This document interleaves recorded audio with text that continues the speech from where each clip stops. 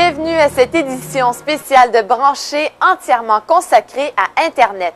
Parce qu'on entend beaucoup parler du net, on va tout d'abord vous expliquer ce que c'est Internet, ensuite comment on s'y branche et finalement ce qu'on peut y faire. Alors commençons avec la question, qu'est-ce que c'est Internet? Bien, c'est vrai qu'Internet, ça peut être un peu déroutant si on ne s'est jamais branché. Bon, disons que c'est une des trois grandes choses qu'on peut faire avec un ordinateur. Qu'est-ce qu'on peut faire? La première chose, bon, utiliser des logiciels, un traitement de texte ou encore des jeux. Deuxième chose, regarder un CD-ROM comme un CD-ROM de musée ou encore une encyclopédie virtuelle. Mais bon, dans ces deux cas-là, notre ordinateur demeure quand même en circuit fermé. Alors, si on veut s'ouvrir sur le monde, si on veut rencontrer des gens, communiquer avec des gens et aller chercher des informations, bien là, on peut se brancher à Internet. D'accord. Et Jean-Hugues, par où on commence? Eh bien, pour bien comprendre Internet, ce que c'est, il faut un peu savoir d'où ça vient. Tantôt, tu disais qu'on parle beaucoup d'Internet depuis quelques années. Eh bien, c'est vrai, à tel point qu'on peut avoir l'impression que ça vient tout juste d'être inventé. Eh bien, non. Internet, ça fait plus d'un quart de siècle que ça existe. Internet a été créé en 1969. À l'époque, le gouvernement américain voulait relier des ordinateurs les uns avec les autres pour constituer un réseau de communication qui aurait été indestructible, même en cas de guerre nucléaire. Imaginons que cette table, ici, c'est Boston, et que cette autre table, là-bas, c'est San Francisco. Il y a une communication qui s'établit entre les deux et qui passe par un relais situé ici, à Salt Lake City. Une guerre nucléaire éclate et Salt Lake City est détruite. Eh bien, Internet devait être conçu de telle façon que la communication entre les deux puisse quand même passer, mais par un autre relais, situé ici, à Los Angeles. C'est à partir de ces 4 premiers relais Internet que s'est développé le réseau qu'on connaît aujourd'hui. Et des relais Internet comme ceux-là, il y en existe plusieurs au Québec. Un des plus importants se trouve à l'Université McGill. Nous voici dans le ventre du monstre. On est au 2e sous-sol d'un immeuble du campus, et puis c'est ici, derrière cette porte, que se trouve le RISC, le Réseau interordinateur scientifique québécois. C'est le point névralgique du réseau Internet au Québec.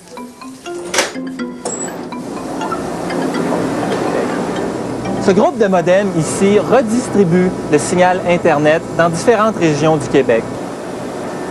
On a souvent de la difficulté quand on parle d'Internet et du cyberespace en général à visualiser ça concrètement. Eh bien, Internet, dans le fond, c'est un ensemble de câbles et de fils. Prenez par exemple les communications entre les 100 000 internautes québécois et le reste du monde.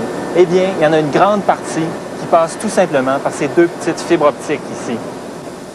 Au départ, Internet est un projet militaire hyper sérieux. Alors, on peut se demander comment ça se fait qu'aujourd'hui, on y trouve de tout, même des recettes de biscuits au chocolat. C'est que les chercheurs qui ont développé Internet tout au long des années 70 et 80 ont découvert que ça pouvait servir non seulement à des fins de recherche, mais aussi pour communiquer et pour s'amuser. C'est ça qui fait qu'Internet a peu à peu débordé du milieu universitaire pour se propager dans la société en général. Parce qu'Internet, c'est beaucoup plus qu'un réseau de fils et d'ordinateurs.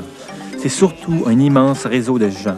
C'est entre 15 et 50 millions de personnes qui vont sur Internet pour bavarder avec d'autres internautes ou encore pour échanger des informations et des opinions sur des milliers de sujets différents. Les internautes se servent aussi du réseau pour apprendre ou se divertir.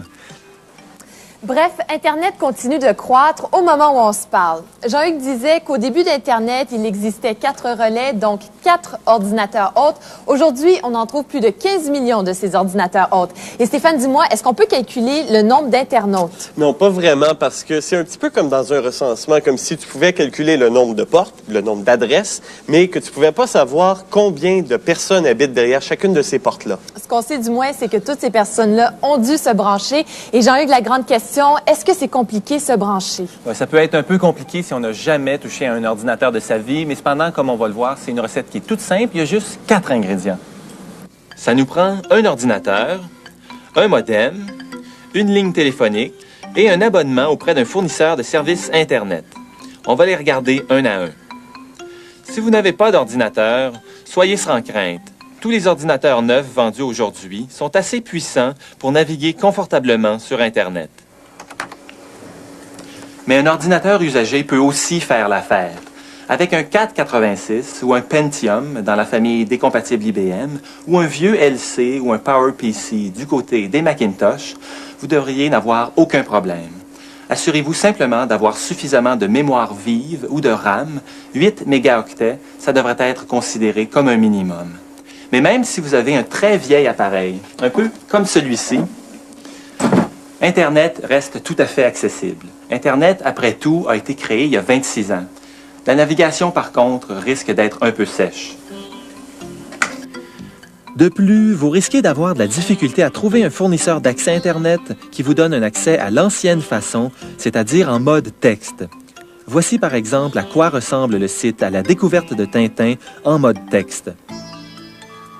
L'autre façon d'accéder à Internet, c'est ce qu'on appelle le mode graphique qui permet de voir les images et d'entendre les sons et les vidéos s'il y en a. C'est ce mode d'accès que vous proposeront tous les fournisseurs d'accès Internet aujourd'hui, si votre ordinateur n'est pas trop vieux. Le modem, maintenant, c'est ce qui permet à votre ordinateur de communiquer avec d'autres ordinateurs. Imaginons que vous voulez aller chercher sur Internet cette image des personnages de Tintin. En fait, elle se trouve sur un ordinateur situé dans la région d'Ottawa. Sa taille est de 106 kilooctets. Ça, c'est la place qu'elle va occuper sur votre ordinateur. Eh bien, si vous possédez un modem 14400 BPS, comme celui-ci, l'opération devrait vous prendre environ 1 minute 15 secondes. Avec un modem 28800, par contre, l'opération est réduite à environ 45 secondes. Mais il y a moyen d'aller encore plus vite. Les modems les plus rapides atteignent déjà des 33 600 bits par seconde et des 56 000 BPS seront bientôt en vente. De plus, si vous habitez une région où l'accès à Internet est possible via le câble, vous aurez accès à des vitesses encore supérieures.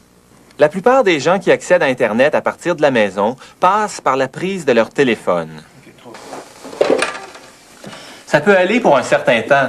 Mais si vous comptez vous brancher à Internet tous les soirs après souper, imaginez la frustration des membres de votre famille qui non seulement ne pourront plus vous parler, mais en plus ne pourront plus téléphoner à qui que ce soit. Configurer son ordinateur pour qu'il soit compatible à Internet, c'est l'étape la plus difficile du branchement. Mais avant d'en arriver là, il faut vous choisir un fournisseur d'accès à Internet, un peu comme celui où on se trouve présentement. C'est ici que se fait le pont entre votre ligne téléphonique et le reste d'Internet. Par exemple, l'image des personnages de Tintin qu'on a vu tout à l'heure, elle arrive via le réseau Internet par ce câble ici. Elle est ensuite triée par les appareils de votre fournisseur qui trouve votre ligne téléphonique parmi les 250 qu'on a ici et qui ensuite envoie l'image chez vous par là. Le quatrième ingrédient, c'est le fournisseur d'accès. Il y a des fournisseurs d'accès qui veulent vous vendre leurs services en distribuant des disquettes ou des CD-ROM dans les revues ou en vous les envoyant par la poste. Mais, comme on va le voir dans le reportage, il est préférable de faire affaire avec l'un des 100 ou 150 fournisseurs d'accès locaux qui existent au Québec. Évidemment, c'est pas facile de trouver un bon fournisseur d'accès Internet, mais si on sait poser les bonnes questions, on risque moins de se faire avoir. Tout d'abord, si vous achetez un ordinateur neuf, il y a aussi de fortes chances qu'on vous offre un abonnement à ce qu'on appelle un service online. Ces services-là, comme CompuServe ou America Online, offrent de très bonnes bases de données, mais ils sont basés aux États-Unis et leur connexion à Internet peut être très lente. Vous aurez une connexion plus rapide en choisissant un fournisseur Internet près de chez vous. Mais comment le trouver? Il y a d'abord les pages jaunes qui contiennent depuis cette année une section Internet. Vous pouvez également regarder les publicités que vous voyez dans les journaux ou les listes imprimées dans les livres sur Internet. Une fois que vous avez votre liste, il y a un certain nombre de questions que vous allez devoir poser au fournisseur pour vous aider à faire votre choix. On a posé ces questions à quelques fournisseurs. C'est 29,95 par mois avec taxes. Ça vous donne 60 heures d'accès. Nos prix sont de 29 $ pour 40 heures d'utilisation sur Internet. C'est 39 $ comme frais d'installation et 29 $ de frais mensuels pour un bloc de 40 heures. On voit qu'il y a une variété étonnante de grilles tarifaires. Dites-vous que la moyenne, c'est environ 25 $ par mois pour une quarantaine d'heures d'accès. Notre ratio nombre de membres par modem est présentement dans le 12 à 13 pour 1. C'est moins que 10 clients par ligne téléphonique. C'est environ 10 usagers par modem. Plus cette proportion-là est petite, un modem pour 15 usagers, un pour 20, plus vous risquez d'avoir une ligne occupée quand vous allez vouloir vous brancher. Dites-vous qu'en moyenne, un modem pour 10 usagers, c'est raisonnable. C'est le lundi à vendredi de 9h à 5h. Pour ce qui est résidentiel, c'est sur les heures d'affaires. De 9h le matin à 10h le soir. En général, les gens naviguent sur Internet, surtout durant la soirée. Alors, c'est important que votre fournisseur d'accès puisse répondre à vos questions techniques durant ces heures-là. Il y a aussi deux autres choses qu'il faut demander à son fournisseur d'accès Internet. Oui, Sophie, il faut d'abord lui demander s'il n'y a pas des frais supplémentaires qui se rattachent. D'abord, si on veut avoir sa page web personnelle, il y a souvent des frais qui s'attachent à ça. Et si on dépasse le nombre d'heures de connexion qui est prévu, bien souvent, il y a un compteur qui se met à tourner et ça nous coûte tant d'heures par mois. Il faut aussi, la deuxième question, lui demander s'il n'a pas une trousse d'accès, parce que configurer son ordinateur pour accéder à Internet, c'est l'étape la plus compliquée. Alors, des trousses d'accès comme celle-ci, ça nous facilite grandement la tâche. Et une fois que vous avez votre fournisseur d'accès Internet, vous êtes branché. Et maintenant, il y a mille et une choses que vous pouvez faire sur Internet. Nous sommes allés voir un expert en la matière. On est dans le quartier Rosemont à Montréal et on s'en va chez Christian Guy, un des fondateurs de la Toile du Québec. La Toile, c'est un site web qui répertorie d'autres sites web au Québec, un peu sur le même principe que les pages jaunes. Si vous avez déjà navigué sur Internet, vous l'avez visité, c'est certain. Christian va nous en parler aussi. L'Internet est très bien implanté au Québec. C'est encore embryonnaire, on s'entend, OK. C'est pas tout le monde qui est branché, c'est même pas tout le monde qui a un ordinateur à la maison. Et il y en a qui ont des ordinateurs qui n'ont pas de modem, et là, on est loin du branchement encore. Par contre, si je compare avec les débuts de la Toile il y a un an, la progression se fait de façon exponentielle. La meilleure façon de visualiser le contenu d'Internet, c'est de le comparer à une ville. Et dans la cité Internet, l'endroit qui est le plus visité, c'est ce qu'on appelle le World Wide Web. En fait, ça se compare à une immense bibliothèque. Le web, c'est codé en HTML, qui est le Hypertext Markup Language, donc des liens hypertextes qui sont cliquables. Quand on clique sur un lien hypertexte, ça nous amène à une autre page. Donc, on peut naviguer comme ça. Et le web permet ça, en plus de présenter les images. Sur Internet aussi, les gens fréquentent souvent le bureau de poste, c'est-à-dire le courrier électronique. Je pense que le email sur Internet, c'est le retour de la correspondance écrite. Ça recommence. Moi, quand j'étais à la petite école, on faisait ça, puis j'ai plus jamais vu ça depuis. Sauf maintenant, avec Internet. J'ai des contacts à travers le monde et puis on s'échange de l'information comme ça.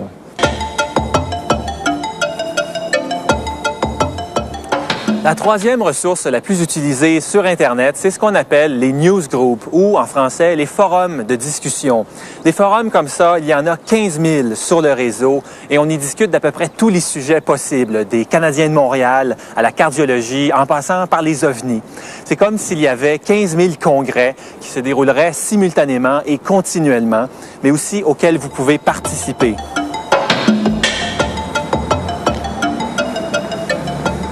Enfin, dans Internet, les gens aiment bien faire des rencontres sur IRC. C'est l'Internet Relay Chat. C'est une zone où on va bavarder avec d'autres internautes, un peu comme dans un café. C'est une façon de se connecter à un serveur où on peut discuter en direct. Et quand je dis discuter, j'entends pas par la voix. C'est vraiment, on tape son message. C'est à peu près comme les newsgroups. C'est-à-dire qu'il y a une chambre de chat, de bavardage destinée à un tel sujet et les gens parlent de ça là-dedans, ou à peu près, parce que c'est quand même assez vaste. En septembre 1996, le Réseau interordinateur scientifique québécois, le RISC, a effectué une enquête sur les internautes du Québec. On leur a demandé quelle était la ressource qu'ils utilisaient le plus. 69 % ont répondu le web, 23 % le courrier électronique, 5 % IRC, et les 3 % qui restent utilisaient surtout une autre ressource non précisée. Dans le dernier reportage, Jean-Hugues comparait Internet à une ville. Jean-Hugues, il n'y aurait pas un petit Red Light District dans cette ville? Oui, Sophie, il faut l'admettre. Là, il y en a de la pornographie sur Internet, mais ça reste vraiment marginal. Si on compare ça à l'ensemble de ce qui est disponible sur le réseau, la pornographie, ça représente vraiment une partie infime du total. Maintenant, on va regarder les principales ressources d'Internet une par une et on commence par la plus populaire, le World Wide Web. On a déjà comparé le Web à une immense bibliothèque virtuelle. Mais comment est-elle née, cette bibliothèque? Alors, tout a commencé en 1992 au CERN, le Centre européen de recherche nucléaire à Genève, en Suisse. Les chercheurs du CERN étaient dispersés un peu partout autour du globe et l'un d'entre eux, il s'appelle Tim Berners-Lee, a voulu mettre au point un système qui lui permettrait de diffuser facilement de l'information auprès de tous ses collègues.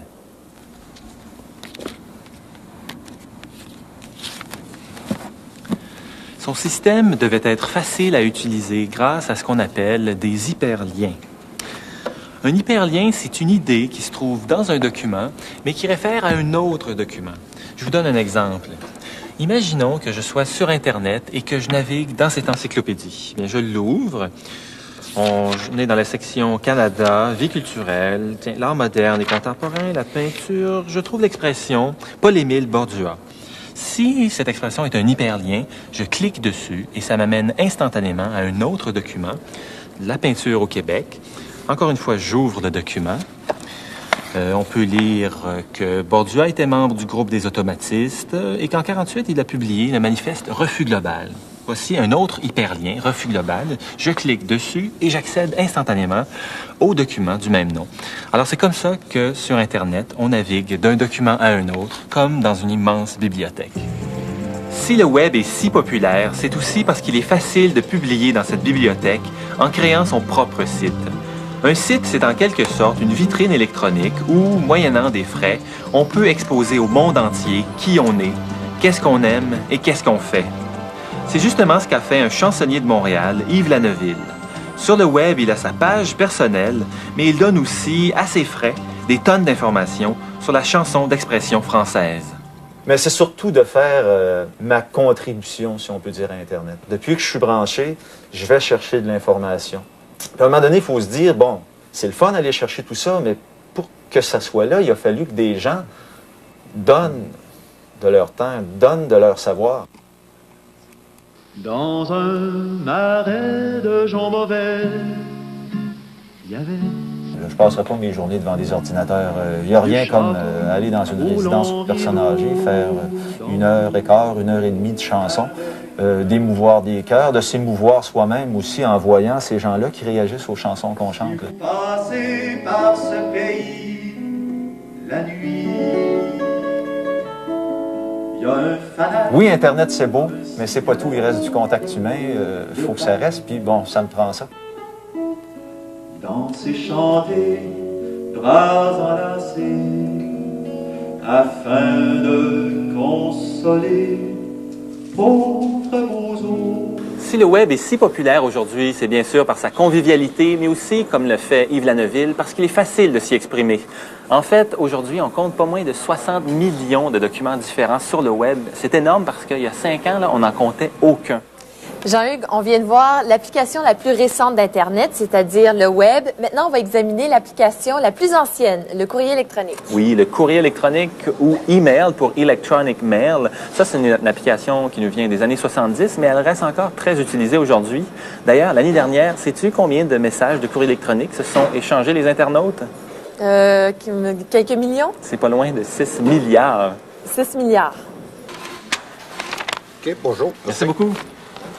Je viens d'envoyer une lettre à un ami en Belgique. Avec un peu de chance, il risque de la recevoir la semaine prochaine. Mais si je lui avais envoyé un message de courrier électronique, il l'aurait reçu en quelques minutes. Évidemment, j'aurais pu lui téléphoner aussi, mais bon, la ligne risque d'être occupée et puis surtout à cette heure-ci, mon ami risque d'être couché. En lui envoyant un courrier électronique, je peux être certain qu'il va pouvoir lire mon message dès son réveil demain matin. Quand vous allez vous brancher à Internet, vous allez avoir une adresse électronique semblable à celle-ci. La partie qui vient avant le A commercial, c'est votre nom d'usager. La partie qui vient après correspond en général au nom de votre fournisseur d'accès. Ici, les dernières lettres peuvent correspondre à la nature des activités de votre fournisseur. .com, par exemple, signifie qu'il s'agit d'une entreprise commerciale. Ou bien elles peuvent désigner une localisation géographique. .qc.ca, par exemple, pour Québec, Canada. .fr pour la France, et ainsi de suite. Une fois que vous connaissez votre adresse, vous devez utiliser un logiciel de courrier électronique. Le plus courant s'appelle Eudora et une de ses versions est gratuite. Il est très simple à configurer et à utiliser. Avec un logiciel de courrier, vous pouvez envoyer des messages, mais aussi des images, des fichiers sonores et même des logiciels complets.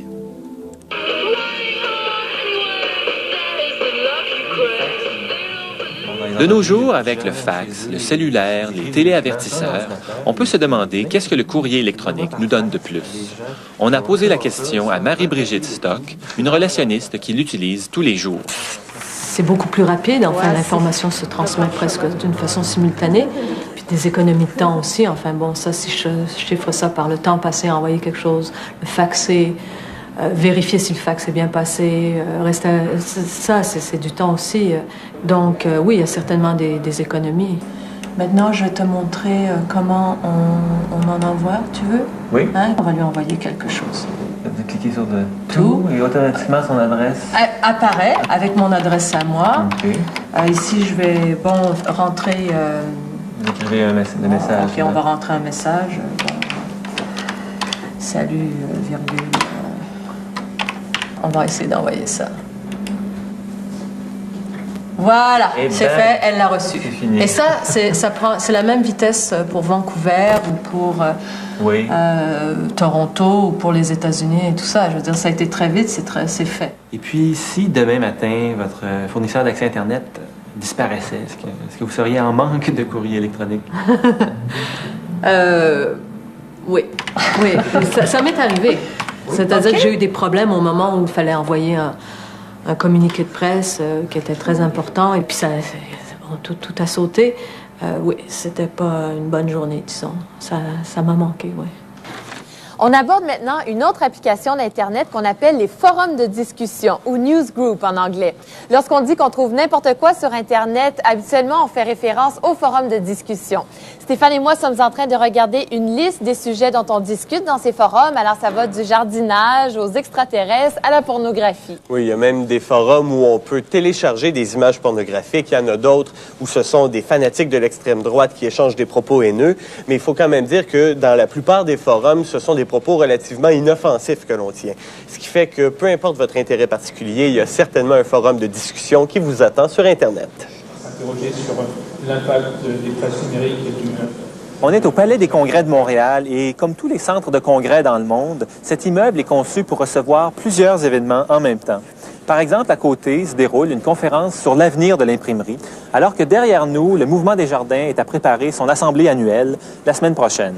Sur Internet, c'est un peu la même chose, mais à la puissance 1000. Il existe un espace qui s'appelle le Usenet, qui est découpé en 15 000 forums de discussion ou newsgroups différents qui se déroulent en même temps et tout le temps.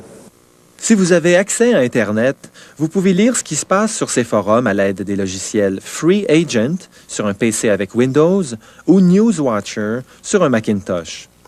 Ou encore, vous pouvez utiliser les furteurs web Netscape ou Microsoft Explorer, qui sont tous les deux dotés d'une interface pour lire les forums. La configuration de ces logiciels est simple. Cependant, se retrouver dans les différents forums est un peu plus compliqué. Ils sont classés en 6 grandes catégories qu'on identifie à l'aide du préfixe du forum. Un forum dont le nom commence par SCI, par exemple, va traiter d'un sujet d'intérêt scientifique. S'il commence par SOC, il va traiter d'un sujet social, et ainsi de suite. On trouve même quelques forums dont le préfixe est CAN pour Canada, QC pour Québec et MTL pour Montréal. Quels que soient vos domaines d'intérêt, vous êtes certain de trouver un forum pour y discuter. Un des forums les plus populaires au Québec s'appelle Soc Culture Québec et nous avons rencontré un de ses créateurs, Yves de Repentigny, étudiant au doctorat en biologie à l'Université de Montréal. Et si on veut participer à la discussion sur ces forums de discussion-là, comment ça fonctionne? On voit toute une liste d'une série de messages qui portent sur le même sujet. Il y en a une ici qui s'appelle « Le transport glorieux des restes de la Sainte-Flanelle ». Du déménagement de l'ancien au nouveau forum? Exactement. Okay. Bon, en théorie, parce que souvent, le sujet peut changer en plein milieu d'une enfilade. Et, on a commencé avec le déménagement du Canadien et on parle de chiens. De chiens saucisses. Oui. Je vais essayer de faire un rapport avec le hockey. Alors, je réponds... Paraît qu'ils servent d'excellents chiens saucisses, OK, au forum. Et là, pour l'envoyer, qu'est-ce qu'on fait? Moi, tout ce que j'ai à faire, c'est CTRL X. Et là, il me demande si je poste l'article. Je réponds oui. Et voilà. Sur les forums de discussion, surtout, il y a ce qu'on appelle la netiquette. On ne peut pas dire ce qu'on veut ou, enfin, il y a certaines règles, hein? Bon, la netiquette, en bref, c'est un peu comme dans la vraie vie. C'est bon d'y aller, d'essayer de respecter les gens avec qui on parle, avec qui on discute. Alors, c'est de ne pas les insulter. Sur Internet, quand on écrit en caractères en majuscules, c'est considéré comme si on criait. Ici, il faut faire une nuance importante. La communication sur les forums ne se déroule pas en direct.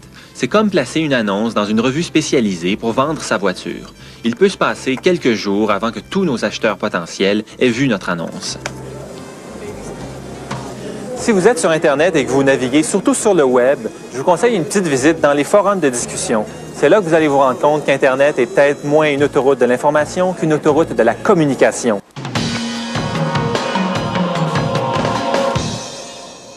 On vient de voir qu'on peut communiquer avec d'autres internautes en différé dans les forums de discussion, mais Jean-Hugues, on peut aussi communiquer en direct.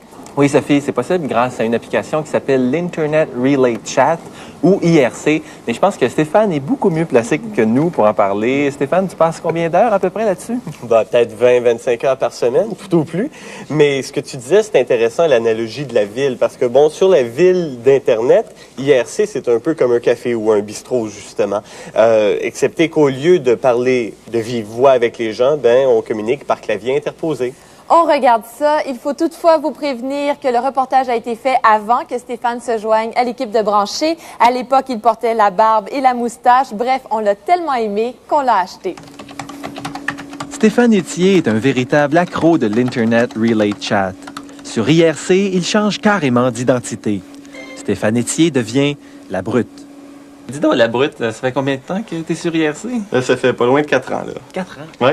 Pourquoi qu'est-ce qui t'est accroché? Qu'est-ce qui te fait revenir tous les soirs? Parce que j'y retrouve mes amis. Je veux dire, je sors, évidemment, je sors des fois, là, naturellement, dans les vraies places. Souvent avec des gens que j'ai connus par l'intermédiaire d'IRC, où on organise des parties, mais en fait, ce qu'on appelle des GT, des get-together, en langage IRCien.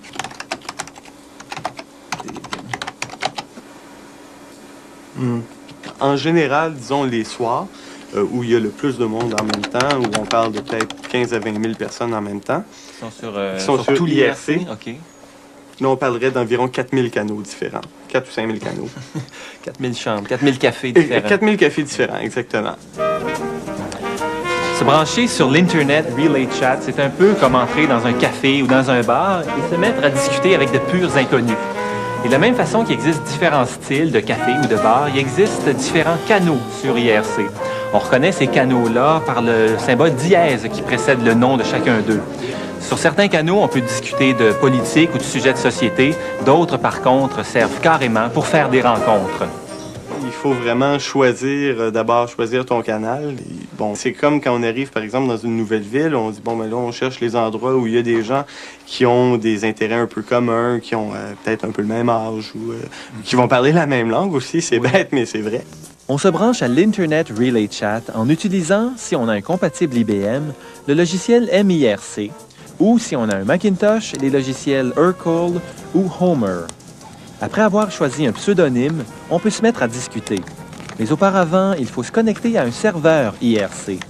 Ces serveurs sont relativement rares, mais les logiciels qu'on vient de mentionner fournissent les adresses des principaux serveurs IRC dans le monde. On n'a pas exactement les mêmes conversations sur IRC qu'on aurait dans la vraie vie, parce qu'on n'est pas en face de la personne. Ouais. Ça permet de dire des choses différemment, de dire des choses différentes aussi. Il y a souvent beaucoup de confidences qui s'échangent sur IRC. Ce qui est intéressant avec IRC, c'est qu'on peut masquer son identité. Mais maintenant, on peut pousser la mascarade encore plus loin en devenant un avatar. Jean-Hugues, explique-nous c'est quoi un avatar? Oui, Sophie, c'est vrai que IRC, c'est un monde de texte seulement. Alors, les gens qui utilisent des ordinateurs aujourd'hui sont habitués à des interfaces un peu plus graphiques. Alors, c'est pour ça qu'il existe des logiciels comme celui-ci, ici, de Parlous. Quand on s'y branche, on devient un petit personnage. Comme par exemple, ici, une personne transformée en boule et une autre en belle fille. Oui, alors ces personnages-là, ce sont nos avatars. Alors, il est possible d'aller sur Internet aujourd'hui et d'aller à la rencontre d'autres avatars, là, donc d'autres internautes. T'es un petit peu en retard. Il y a quelqu'un qui s'est occupé de toi. Pour t'identifier. Nous sommes à Drummondville, au cœur du Québec. Ces gens se rencontrent pour la première fois et pourtant, ils se connaissent déjà. On se connaît, ça fait longtemps qu'on se connaît. Ça fait super longtemps qu'on se connaît. Dans le fond, il n'y a pas de raison d'être gêné, c'est juste que là, il y a un visage. En fait, ils se sont connus dans un univers virtuel, un lieu sur Internet où chacun peut prendre la forme d'un personnage et discuter avec d'autres. Cette cinquantaine de personnes qui sont venues des 4 coins du Québec partagent tous une passion pour The Parlous. On joue là-dessus jusqu'à 4-5 heures du matin. On arrive de la job, puis la seule affaire qu'on pense, on passe à côté de la machine, non, il faut pas que j'y aille. Mais la première chose que tu fais, tu la roues, puis t'es rendu, c'est Palace. C'est une drogue. La drogue palacienne, c'est ça. Ça, là, ça nous prend ça tous les jours. Hein. Je m'excuse, là, mais ça, on n'enlève pas ça. Pas du tout. Rassurez-vous, The Parlous n'est pas un stupéfiant, mais un logiciel. Que vous possédiez un Mac ou un PC, vous pouvez télécharger une version gratuite du Parlous à partir du site web de la compagnie. Elle vous permet de vous brancher sur des sites Parlous, mais à titre d'invité seulement. Vous pouvez vous promener de pièce en pièce et discuter avec les autres. Cependant, les expressions que peut prendre votre avatar sont plutôt limitées. Pour pouvoir utiliser votre avatar à son plein potentiel, il vous faut devenir membre du Parlous pour 25 $ US. Quelle apparence vous lui donnez à votre avatar? Philo, c'est une boule. Des fois, je pense aussi Pinocchio. Pourquoi? Ça, quand je suis d'une humeur volage un peu, il ne faut pas qu'ils prennent tout ce que je vais dire pour la vérité. Tu finis par te faire une idée de la personne qui est derrière cette petite boule-là, mais quand tu rencontres ces gens-là, là, moi, en tout cas pour moi, c'est l'éblouissement aujourd'hui. Mais il existe d'autres logiciels de discussion avec avatar. Contrairement au Parlous, qui ne présente que 2 dimensions, Alpha World est en 3D. Votre avatar se promène sur une vaste plaine où il peut discuter avec d'autres ou encore construire son propre espace. OnLive présente lui aussi un monde en 3 dimensions. Sauf qu'on y interagit non pas par clavier interposé, mais de vive voix. Oh, you're Canadian. Avec une carte de son, un microphone et des écouteurs, vous discutez avec d'autres avatars en vous rapprochant d'eux. Alpha World et OnLive ne sont cependant disponibles que sur plateforme PC. On trouve encore d'autres logiciels de discussion avec avatar, mais c'est assurément le Parlous, avec son interface simple et efficace, qui connaît la plus grande popularité. J'ai du monde de France, j'ai du monde des États-Unis qui sont venus voir, visiter. J'ai du monde partout au Québec. France Fauché et Marthe Dubois-Lausière ont organisé cette première rencontre d'usagers québécois du Parlous. Pour elles, malgré son aspect bande dessinée, le Parlous est en train de devenir une véritable communauté. Il y a quelqu'un qui a un problème, tout le monde est là, on l'écoute, on lui parle, on essaie de... OK, on va changer les idées. L'amitié se fait plus vite. Oui. Sur Palace. C'est plus facile. Que physiquement. C'est du monde évolué. Tu peux dire des choses sur un clavier que tu aurais de la difficulté à dire si je te rencontrais étranger, peut-être un étranger, puis si j'avais parlé, je te compterais peut-être pas la même chose. Pour M. Aubert, alias Philo, le Parlous serait même un excellent moyen pour les retraités, comme pour tous les gens qui se sentent seuls, de briser leur isolement. Puis si j'ai un message à passer à ces gens-là, de 65 ans, c'est justement d'aller sur Palace. Parce que moi, depuis que je suis sur Palace, je ne suis pas seul, je ne suis plus seul. J'ai des amis, la preuve, il y en a 50 ici, ils sont devenus mes amis. Je ne peux plus m'en passer. S'il y a un soir que je ne vais pas sur Palace, je m'ennuie. Je suis plus seul. Un des domaines où Internet est le plus prometteur, c'est dans le domaine de la téléphonie. En fait, maintenant, grâce à Internet, on peut faire des appels interurbains sans payer les frais d'interurbain. Par exemple, Jean-Hugues est à l'autre bout du café. Salut! et je vais lui parler via Internet. Mais Jean-Hugues pourrait être à l'autre bout du monde, ce serait la même chose. Bonjour Jean-Hugues. Bonjour Sophie. Est-ce que tu pourrais nous parler du logiciel qu'on utilise? Oui, ça s'appelle Internet Phone. Ça vient de la compagnie VocalTech et puis c'est l'un des 15 logiciels de téléphonie qu'on trouve en ce moment sur Internet. Oui, mais la qualité du son est pas extraordinaire. Oui, tu as raison, mais la téléphonie sur Internet, ça existe depuis à peine 1 an. Mais comme on va le voir avec un usager qu'on a rencontré, c'est quand même assez bon pour rendre les compagnies de téléphone assez nerveuses.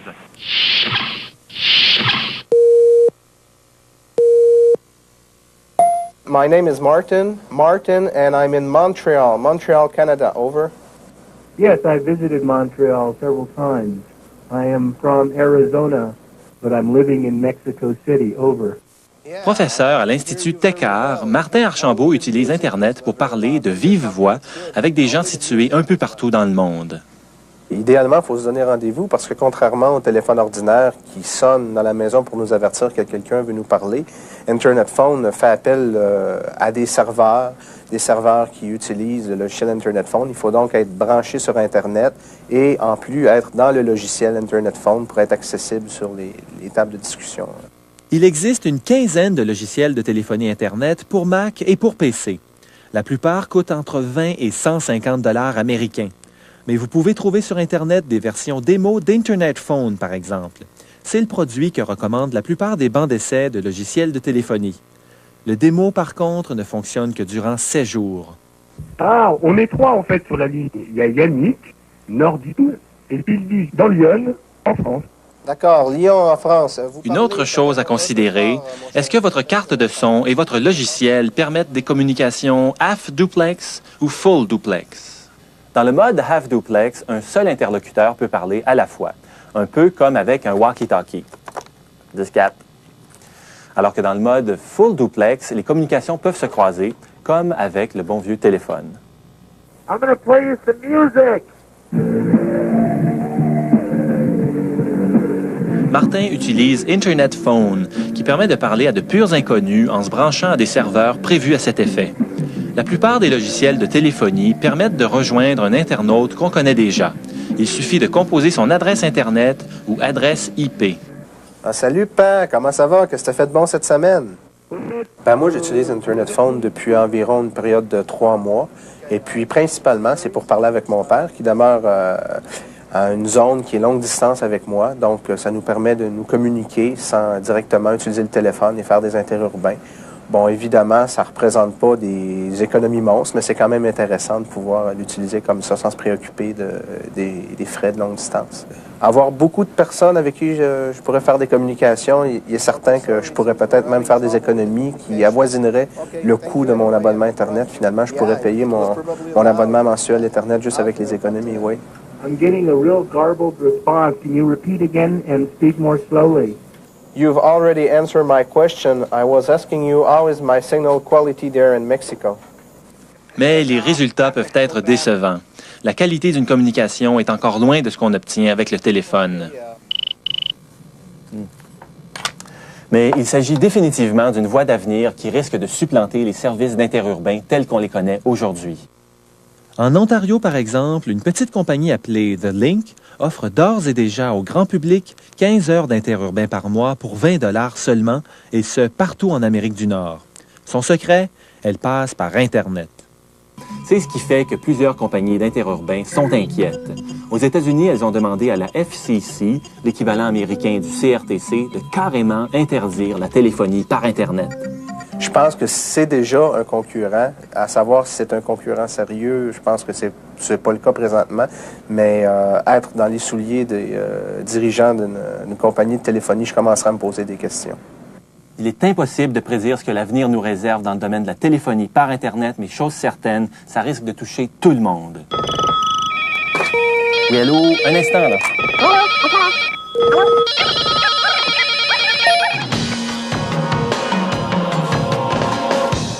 Les jeux qu'on peut obtenir sur le marché nous permettent de jouer comme à l'habitude contre l'ordinateur, mais de plus en plus, on trouve des jeux qui nous permettent de jouer contre un vrai adversaire en réseau. Un peu comme sont en train de le faire Stéphane et Jean-Hugues. Oui, Sophie, Stéphane et moi, on joue à un jeu qui s'appelle Duke Nukem 3D. On est chacun sur notre ordinateur, mais pourtant, on est dans la même partie. On communique l'un avec l'autre à travers ce réseau ici. Alors, on est à quelques mètres de distance, quelques pieds de distance, mais on pourrait être à plusieurs kilomètres l'un de l'autre et jouer via Internet. Le seul problème, quand on est tout seul à la maison, c'est comment on trouve un adversaire. Eh bien, il y a des systèmes qui nous permettent d'en trouver et on va voir ça. Nous sommes chez Luc Dénommé, 14 ans. Il est à la recherche de partenaires de jeux sur Internet. C'est tout nouveau pour moi. J'ai découvert Kali, ça c'est pour jouer en réseau. Dans une revue américaine. Salut, Dan. C'est Charles, ça? Yes, sir. Pendant ce temps, à 250 km de là, Danny Lamontagne arrive chez son grand ami Charles Verrette. Ils n'ont que 23 ans, mais ils sont déjà des habitués des jeux en réseau. On dort pas beaucoup, puis on se fait bien le soir. C'est une passion. C'est une drogue. Avant ce soir, Danny et Charles n'avaient jamais rencontré Luc. Pourtant, dans quelques instants, ils s'affronteront sur Internet. Ils vont faire connaissance grâce à un système appelé Kali. Le jeu permet la possibilité de multijoueur, donc de jouer à plusieurs personnes à la fois.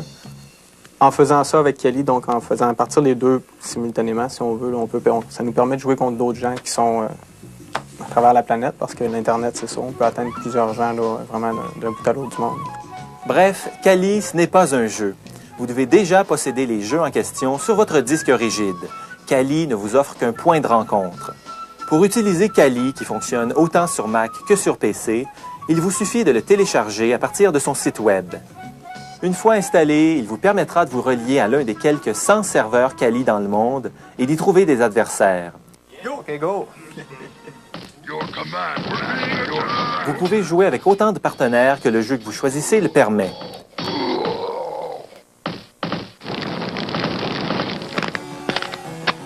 Kali est compatible avec une trentaine de jeux différents, dont Duke Nukem 3D ou Warcraft 2, un des jeux en réseau les plus populaires dans le monde en ce moment. Il existe d'autres systèmes qui vous permettent de trouver des adversaires virtuels, comme le Total Entertainment Network ou M-Player, par exemple.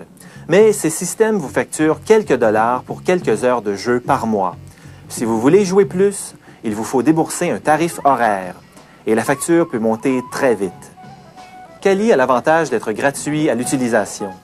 La version gratuite que vous téléchargez ne vous permet que 15 minutes de jeu. Pour disposer d'un temps de jeu illimité, il vous suffit d'enregistrer votre copie de Kali pour 30 $. Ça sent la fin! Oh ben là, j'ai plus de chance. Désormais, pour qu'un jeu se vende sur le marché, il faudra nécessairement qu'il puisse se jouer en réseau. Quelle est la différence entre le fait de jouer contre un ordinateur tout seul par rapport à jouer contre d'autres personnes en réseau? En fait, c'est au niveau de la tactique, parce que l'ordinateur, veut pas, on vient qu'on connaît les coups qu'il va faire, parce qu'il fait tout le temps les mêmes. Mais l'instrument, en fait, il s'améliore, fait que on vient que on fait d'autres choses. C'est ça la différence avec l'ordinateur. Qu'est-ce que vous préférez, jouer contre un ordinateur ou contre un autre personne? Contre d'autres personnes. Contre l'être humain. Définitif. Ah oui. Et si les jeux de combat ou d'action ne sont pas votre genre, sachez qu'il est aussi possible de jouer en réseau avec des jeux plus paisibles, comme le Monopoly. Ouais, ben c'est fini, mon ami. On a gagné. Le seul problème, au fond, avec les jeux en réseau, c'est de trouver un adversaire à sa taille. Non, je suis mort. J'ai plus rien. On peut penser qu'Internet, c'est surtout du texte et des images fixes, mais en fait, ça bouge de plus en plus. On commence à voir plusieurs sites qui ont des séquences vidéo et Jean-Hugues est en train de faire un repérage de ces sites. Oui, Sophie, je suis en train de visionner le téléjournal de France 3 qui est diffusé en Suisse. Là. Il a été diffusé il y a à peine quelques heures et puis c'est vraiment fantastique, on peut déjà le voir. Et qu'est-ce que ça prend pour visionner ces séquences? Ça prend une technologie qui s'appelle Video Live, mais c'est pas la seule qui permet de voir de la vidéo là, comme ça en direct sur Internet. Il y en a bien d'autres, comme on va le voir dans le reportage. La vidéo, ce n'est rien de bien nouveau sur Internet. On a déjà accès à des milliers de fichiers vidéo sur le web. Le problème, c'est qu'Internet, ce n'est pas la télé. Du moins, pas encore.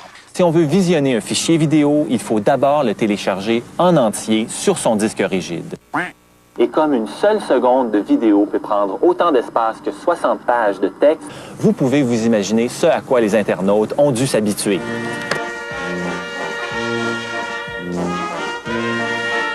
Mais il est désormais possible de voir des fichiers vidéo beaucoup plus rapidement grâce à une nouvelle technologie qu'on appelle le streaming. Sans entrer dans les détails, le streaming ou compression dynamique permet à un fichier vidéo d'être lisible avant même qu'il ne soit téléchargé au complet. Ça réduit le temps d'attente à quelques secondes à peine. Maintenant, pour pouvoir aller sur le web et visionner des vidéos qui sont compressées dynamiquement, il vous faut ce qu'on appelle un plugin. Un quoi? Un plugin, qu'on peut traduire par plugiciel ou encore par module externe, c'est un petit programme qui vient se greffer au logiciel que vous utilisez pour naviguer sur le web. Le module externe va permettre à ce logiciel de faire des choses qu'il ne peut pas faire tout seul. C'est un peu comme une option 4x4 sur une voiture qui vous permet de quitter la route et de découvrir des paysages jusqu'ici inaccessibles. Il existe une quinzaine de modules externes qui permettent de visionner des vidéos en simultané. La plupart, par contre, ne sont pas tout à fait au point. Nous avons testé Movie Star et Interview, par exemple. Ils permettent tous les deux de voir une fenêtre vidéo directement sur une page web. Mais la lecture est souvent trop rapide pour le chargement, ce qui fait que les vidéos s'interrompent continuellement. Il y a cependant un module externe de vidéo qui fonctionne bien et qui est en train de s'imposer comme la norme en matière de vidéo en simultané sur Internet, et ça s'appelle Video Live. Les fichiers compressés dynamiquement avec Video Live défilent avec une aisance encore jamais vue sur Internet. C'est ce qui fait que des réseaux comme PBS et CBS aux États-Unis ou France 3 ont d'ores et déjà adopté Video Live pour diffuser leur contenu sur le web. Ça ressemble presque à de la télévision. Je dis bien presque, car la qualité de la vidéo qui est diffusée sur Internet, même avec Video Live, n'est pas fantastique. Ce problème-là est dû au fait que pour l'instant, Internet est comme une route à une seule voie. Les fichiers vidéo ont besoin de voyager très vite, mais ils doivent partager l'inforoute avec des fichiers son et des fichiers texte. On nous promet pour bientôt un Internet à 3 voies. Une voie lente pour le texte, une voie médiane pour le son et une voie rapide pour la vidéo. J'en connais qui vont se réjouir. Si le mariage entre la télé et l'ordinateur passe par Internet, disons qu'on n'en est encore qu'aux fiançailles. Pour plusieurs, Video Live représente le premier pas vers la télé à la carte. C'est un premier pas boiteux, mais c'est quand même un bond de géant pour les internautes. Maintenant que vous connaissez l'essentiel d'Internet, vous êtes prêts à naviguer. Nous vous suggérons donc quelques sites incontournables et intéressants. Oui, Sophie, on va commencer par regarder quelques sites qui nous permettent de faire des recherches pour trouver du contenu sur Internet. Les sites les plus intéressants sur le web sont certainement ceux qui nous aident à trouver du contenu par mots-clés. On les appelle les engins de recherche, mais ils ont tous leurs imperfections. C'est pourquoi nous vous conseillons d'abord Metacrawler. Vous entrez le mot que vous cherchez et Metacrawler consulte automatiquement les 9 plus grands engins de recherche du web.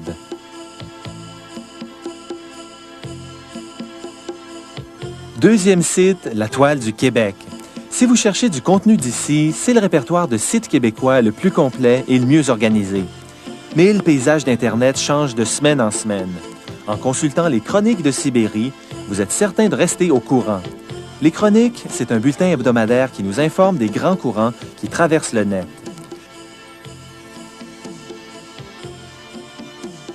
Mettez également dans vos signets Branchez-vous, un site qui, lui, change plusieurs fois par jour et qui présente des nouveaux sites. Vous cherchez des amis qui sont branchés? Avec Whowhere, vous êtes à peu près certain de les retracer.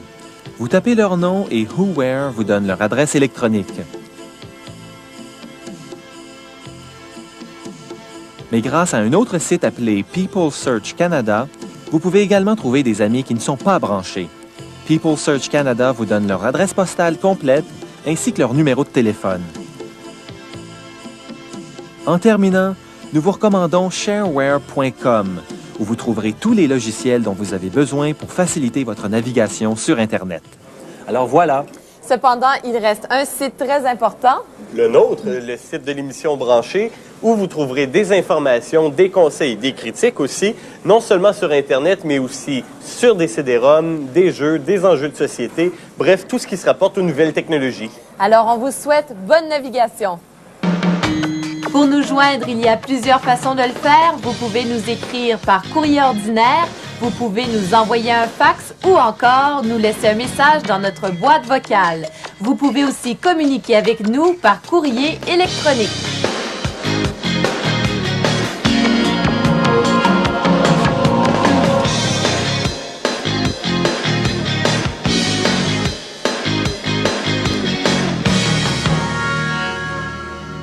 Pour ceux qui veulent se procurer la vidéocassette de cette émission, téléphonez au numéro sans frais 1-800-567-4381.